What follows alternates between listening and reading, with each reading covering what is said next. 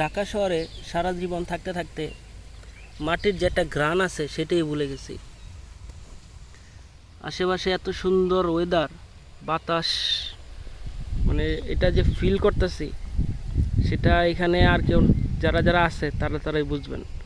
এত সুন্দর একটা জায়গা, মনে হইতেছে খালি, আসলে খালি না। বিকালের বাতাসটা উপভোগ করার জন্য অনেক লোক আসছে। এটাকে আমাদের গ্রাম্য ভাষায় বলা হয় চক। অন্য জায়গায় কি বলা হয় সেটা আমি জানি না। যাদের যাদের যাদের যেই এলাকাতে যেই নামগুলো ইউজ করা হয় সেটা কমেন্টে জানিয়ে দেবেন। তো শেয়ার করলাম এই ভিডিওটা, ছোট্ট একটা ভিডিও আপনাদের সাথে, কারণ নতুন ব্লগ শুরু করব তো। অ্যাকচুয়ালি শুরু করে দিছি মোটো ব্লগিং, সেটার সাথে দেশ গ্রামে যেখানে যেখানে যাব ফিল করব সেটা আপনাদের সাথে শেয়ার করব। তো সাথেই থাকবেন। এবং এই জায়গার মজাটা আসলে ভিডিও করে নষ্ট করার মতন মন মানসিকতা আমার ছিল না, তারপর ভিডিও করতেছি কারণ আপনাদের সাথে শেয়ার করা দরকার। ব্লগ যেহেতু করব সেহেতু ব্লগে ভিডিও দেওয়া দরকার, এই জন্য দিলাম আর কি। বাতাস, অনেক বাতাস, গাছপালাগুলো নড়তেছে, উল্টা পাশ থেকে আরও বেশি বাতাস বোঝা যায়।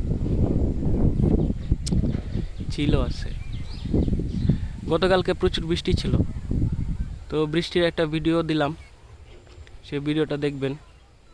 তো ওইটার সাথেও ফিল করবেন দেশের যে একটা গ্রাম্য পরিবেশ, গ্রামের যে একটা পরিবেশ, এবং সেটা ফিল যারা ঢাকা শহরে থাকেন তারা অনেকটা অভাব বোধ করেন।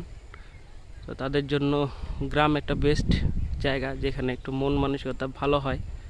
তো সুযোগ পাইলে গ্রামে চলে আসবেন এবং মাইন্ডটাকে ফ্রেশ করবেন।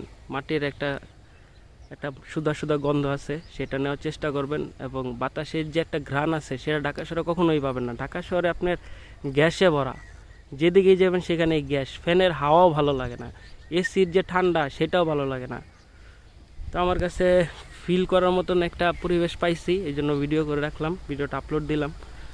যাদের যাদের ভালো লাগবে তারা দেখবেন, এবং আশা করি সবাই গ্রামের প্রতি আগ্রহ বোধ করবেন। কারণ গ্রাম এমন একটা জায়গা যেখানে আপনার মনকে শান্তিতে ভরে দিবে, প্রশান্তি এনে দেবে।